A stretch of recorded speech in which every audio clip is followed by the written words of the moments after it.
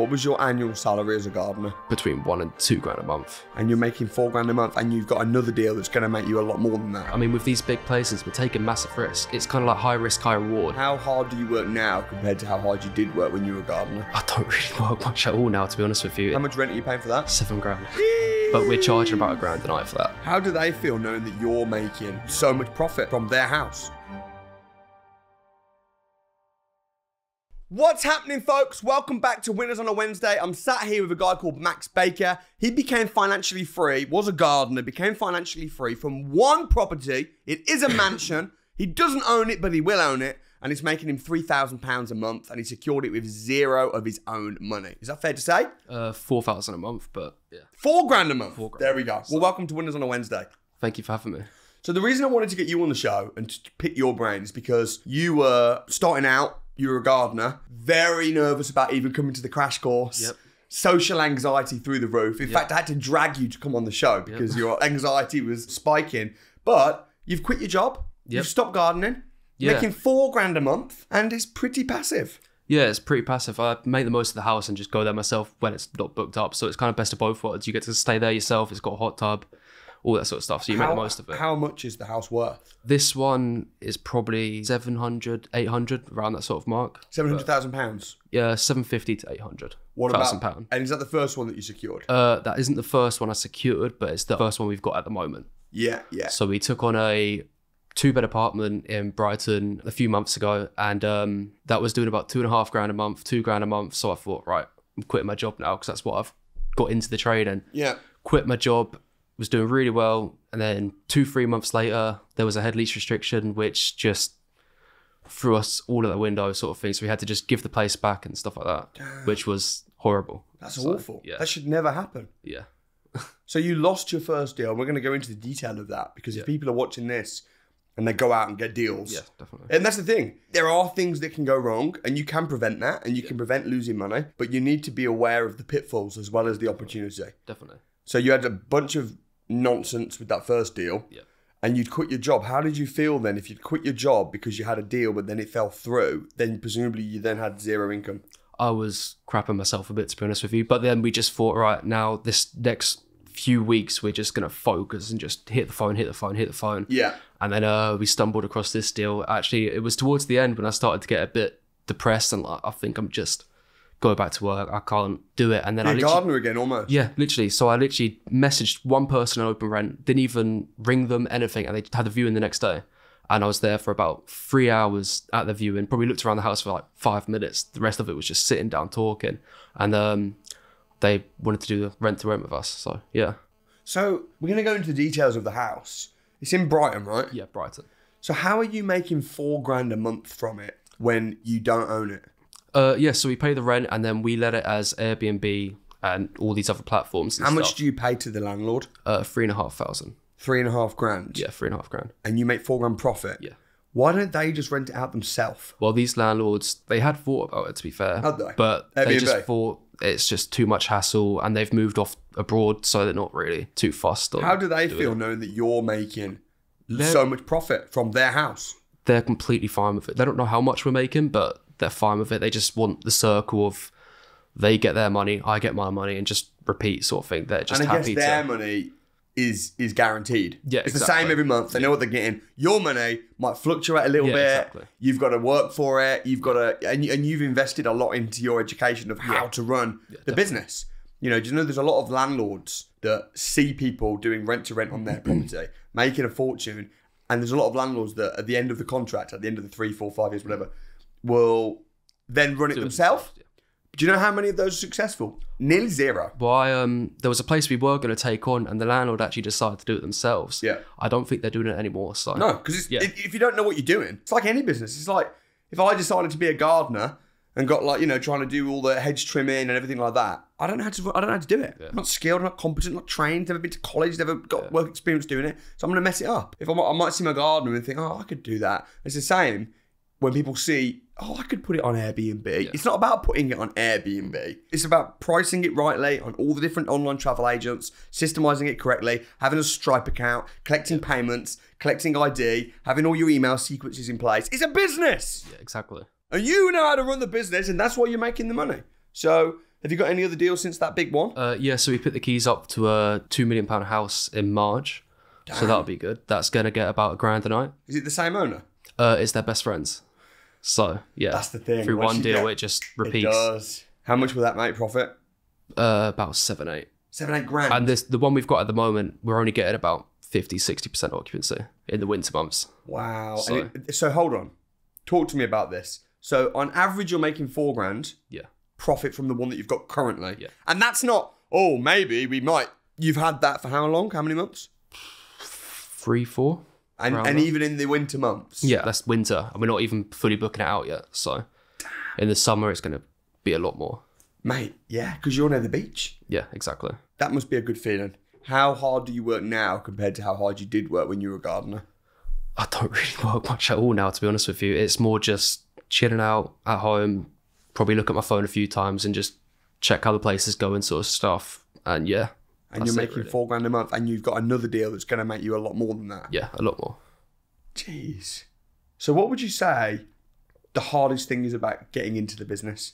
For me, it was my anxiety. I struggled to socialise and big crowd sort of stuff. So that first £1 event for me was really pushing the boat. I went there thinking, I'm not going to pay for any course. I'm going to sit in the back, just be quiet and just see what I can learn. If I learn something, I learn something. I'm not too fussed about it. And then when I was there, I just thought, I've got to get the training. I need the training. So I spoke to Hustling at the back and was like, I need to do the trading sort of stuff. And Hustling's been on Winners on a Wednesday. Yeah, exactly. So literally straight after that, signed up. Actually, Ibby had to sit on the phone and convince my mum to let me sign up for the academy. So why did Ibby have to convince your mum though? Who was paying for it, you or your mum? I was paying for it, but my mum looked after my money. So we had a house before. I remember Ibby telling me about this. And we lost loads of money once we sold it because we were just young, stupid. So I was like, right, you hold it because I'm going to spend it on stupid stuff. And so she was holding it. So before I could pay for the academy, I had to convince her to give me my money to pay for it. Damn. So I remember literally sitting on the phone with my mum and Ibby there just saying like everything good about the academy and stuff like that. And she let me take my money and join the academy, luckily enough. Wow. I mean, it's your money, but still, you've given her authority. Trying to look out for me and make sure I'm not spending it stupidly like I was before. How did you convince her then? Because some people think that when you invest in training and courses and property education, like, oh, you know, it's a scam, or sometimes that's people's mentality, which is really funny because those are the same people that will happily go to university. That, you know, if they're getting a government-backed degree, then it's like, oh, that's okay. You know, and it's funny because people will go to uni and they'll be learning from somebody who's on 30, 40 grand a year. Yeah, exactly. So for her, it was more, she wasn't too fussed about me doing the property sort of stuff. It was more actually that mentorship and that like one-to-one and helping with my anxiety and stuff like that, where she saw actually that will benefit him anyway. So even if he doesn't become financially free, at least I'm getting that sort of boost in confidence and stuff like that. Has it boosted your confidence? Yeah, definitely. Do you know what the best way to boost your confidence is? To make money. Just do stuff you're not comfortable with. Well, that's true. Yeah. But when you see money hitting your bank, I mean, damn. It does make a difference. It does. Yeah. It does. Results. Yeah, exactly. How have you changed as a person over the last sort of 6, 12 months? Just more confident. I can just speak to people. All I ever want to speak to people about is property, to be honest with you. That's all I ever want to speak to people about. So you've become an addict. Any excuse to talk about that, I'm there. But just being able to be more confident with speaking to people and just pushing myself out of my comfort zone sort of stuff, and just more time with my kids and stuff like that. Yeah, because I mean, and also with a gardener, because my dad was a gardener, it's quite seasonal, isn't it? Yeah, so we'd stop in November until sort of February sort of time. I got time with my kids then, but you're so knackered from the year of working anyway, because it's just so... What was your annual salary as a gardener? I know I was probably making between £1,000 and £2,000 a month profit. Sure. But it was... I'm working the hours and doing that sort of stuff. It wasn't worth it. You just get home, you're knackered. All you want to do is just go to bed. So with this property then, talk to me. How did you find it? And how did you pitch the owner to give you the property? I literally messaged them on Open Rent. I didn't even call them. They just said, yeah, we'd be open to that. Saying about what we do. Open Rent, for anyone that doesn't know, is what? Where you can message landlords directly. Right. So all the deals we've ever found have been through Open Rent. So you go on openrent.co.uk, see a list of properties. You see this nice big house. Describe the property to me. It's kind of like a Spanish villa. Yeah, it's got a hot tub in the back garden, little annex as well, which we're using as a 5th bedroom and stuff like that. Yeah, I just messaged them on Open Rent. Was like, this is what we offer. They messaged back saying, yeah, we'd be open to that. come view it tomorrow. Went there the next day. How did you feel when they said that? I was a bit like, why are these people with this massive house giving it to me, sort of thing? What did you say? Do you remember what you said to them? I just said what we do. So we rent houses and fill them with people on short stays and stuff like that. And we have like cleaners and maintenance teams and stuff like that to look after the place. Mm-hmm. And which you did have, because you're on the academy and we connected you to teams and helped you get the knowledge and the training and systems go. You just needed a deal. So I literally went to the viewing the next day. It was just before the dinner. Were you scared? Not really, because I was doing so many viewings that week where we were really like looking for deals, but I was there for about 3 hours just chatting to them. I probably spent about 5 minutes walking around the house. The rest of it was just literally sitting down, having a conversation with them. You always know when you've got the deal because they say it sounds too good to be true. That's what they said. They said that, and I thought, I think I've got this now. So they were really happy to do it. But then why would they say it seems too good to be true? What were the benefits for them? Yeah, so the benefits is they're getting their rent each month and they know we will look after it, get it cleaned, any problems we fix, sort of stuff. Mm-hmm. So for them, it's like, with them moving abroad as well, a normal tenant wouldn't be able to manage it, sort of thing. Yeah, and they'd have to pay management fees. Yeah, exactly. Which will be at least 10%. So if the rent's, how much are you paying? 3.5. 3.5 grand. So that's going to cost them 350 quid, plus tenant fine fees, plus they're going to have to pay maintenance. Plus, they're going to have the fear of the tenant not paying the rent. And then having to travel all the way back to sort it out from Spain. It's it's not and if the tenant doesn't pay rent, they've then got to take them to court. Whereas if you don't pay rent, they can come with a chainsaw. Yeah, exactly. Man, but that's the thing. If you're on a commercial lease agreement with them, then if you don't pay rent to them, we're out. You're out within 7 days. They can give you 7 days. I think we've got it for 2 weeks, actually. But all right, 2 weeks. And then you aren't putting tenants in, you're putting guests in. So it's a way that everyone can get paid, but there's no tenants in the equation. Yeah, exactly. Which means that there's no risk of tenants not paying. Yeah, exactly. Because if a guest doesn't pay, they're out with a chainsaw in seconds. And they pay in advance. Have you had any guests not pay? Never. They always pay in advance for us. Of course. And stuff. So, yeah. What would you do if they didn't pay and then they didn't check out? And you had another guest come in? Go kick them out, really. As simple as that. Just say, you're not paying, you're out. We've got same as a hotel. Yeah, well, we've got an electric gate at the front as well. So if they go out, we can just lock it and change the code and they can't come back in. So mentality.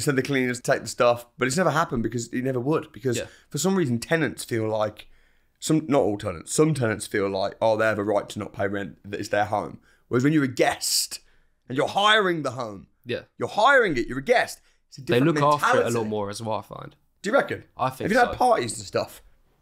We did have one bad guest where it was booked for 4 people and another 4 people turned up. I just made them pay the fee, get an extra guest fee. And did you have their card details on file? Yeah, card details, ID and stuff like that. So we weren't really worried. That's the thing with if you're uneducated and you rent your property out on Airbnb and you get a guest trashing it, having parties, you don't know what to do. Yeah, but charge them. Yeah, you can because you know how to do it because you take their card details up front, you have their ID, everything like that. But unless you've got those systems in place, then what? Then you're screwed. Yeah, but a normal tenant could probably throw parties and you wouldn't even notice. I think the difference between a normal tenant and a guest is with a guest, because they're normally in there for a short time, like maybe a few days or a week or so, you've got the cleaners constantly going in and making sure that it's doing inventories, cleaning it. Whereas with a normal tenant, you might do an inspection every 6 months. Yeah. So you might have to come after 6 months and go, holy moly, what's happened? So you're much more on it, aren't you? Yeah, definitely. So how's your relationship going with the owner? Yeah, it's going really well, actually. They've got best friends who also want to give them their place to us. The second £2 million house. Yeah, £2 million house. So we're getting that in How March. much rent are you paying for that? £7 grand. Jeez. It's a lot. But we're charging about £1 grand a night for that. Yeah. And we're going to do some charity work with it as well because it's on the seafront and it's got disabled access, like lifts and everything like that. So we're going to try do giveaways and stuff to like someone disabled in their family and stuff and that sort of stuff. And then you'll be able to stay there yourself occasionally from time to time. I can't wait for that. It's got a swimming pool and everything. So you've just massively upgraded your life in the last 6 months. Yeah. Absolutely. What does your mum think about your success? Yeah, she's happy with it. She's just kind of just seeing how it goes at the moment, to be honest with you, because it still is early, so it's just let's just see sort of what you say. At first they're going to say don't do it, and then it's like, well, we'll see, and then that sort of stuff. At first it's don't do it, then it's okay, but be careful, and then it's okay, well, we'll see, and then it's, well, money isn't everything. Yeah. but with your mum, I'm sure it won't be, because she loves you and she'll be happy to see you successful. What's been the hardest bit about the whole business? Probably just structuring it and sort of stuff, making sure everything's in place. I've struggled with that a bit at the start. We're kind of well, that first property, we'll go back to that, the one that it all messed up.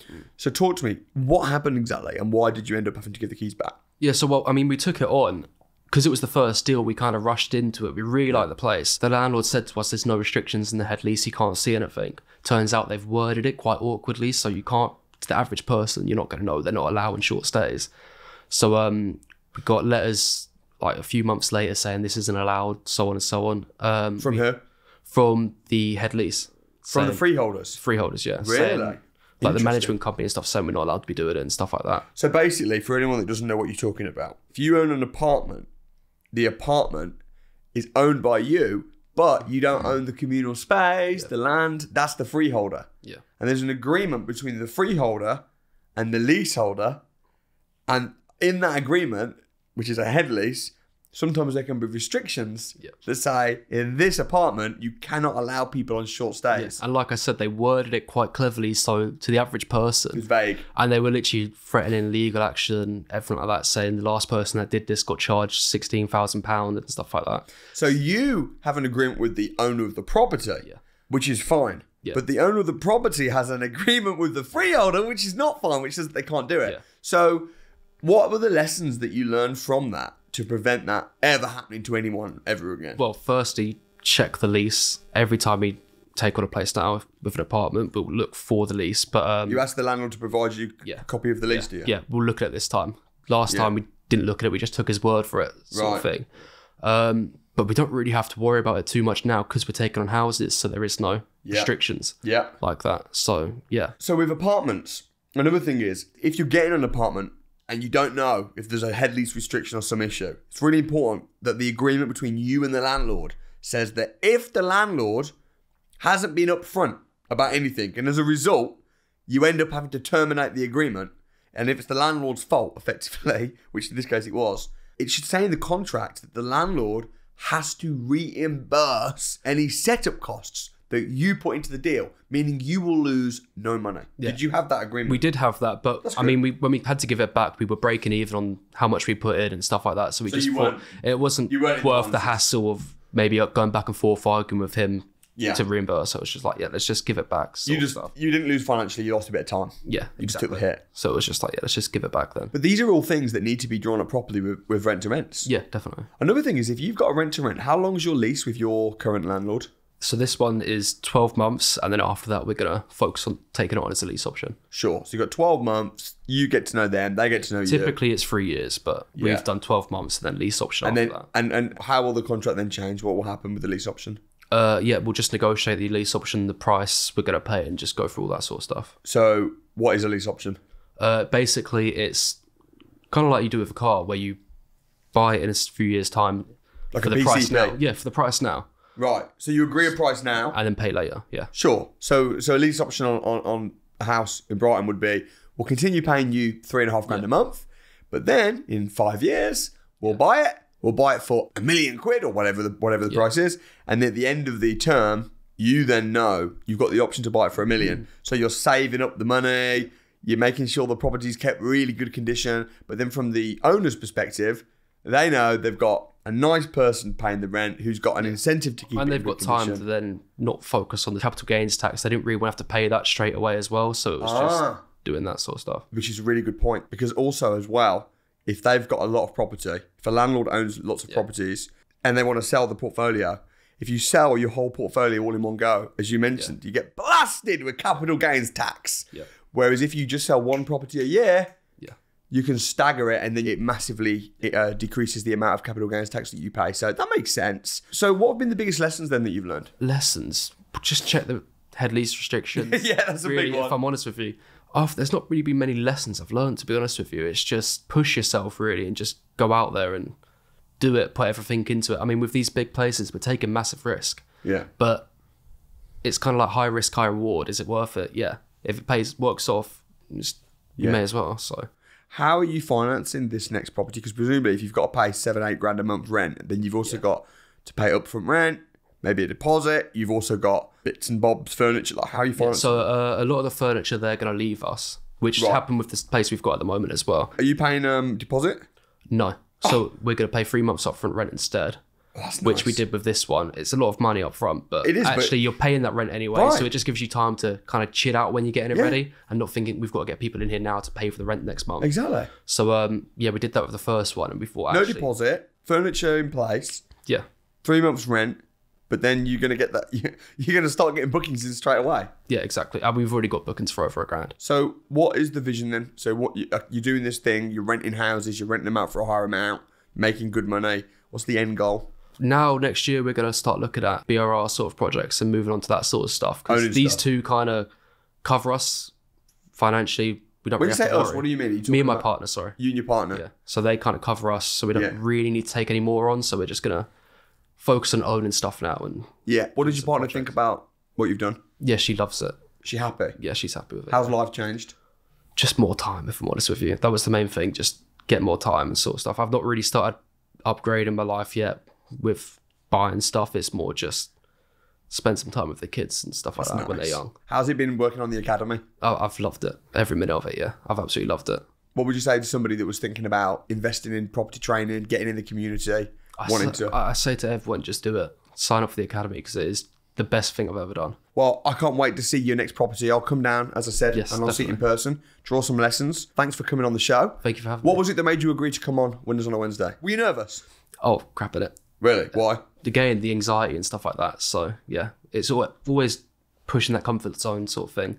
This is a big thing for me to do, but you've got to do it sort of thing. So, are you an extrovert or an introvert? Introvert, definitely, to be honest with you. I like to stay quiet, just observe the room sort of stuff and keep to myself a bit. Interesting. But the academy's definitely changed that a bit. I do try to socialise a lot more now and stuff like that. So, well, dude, real congrats. Thanks so much for coming on. And I think that people will have learned a lot. So big respect, my friend. Thanks, Max.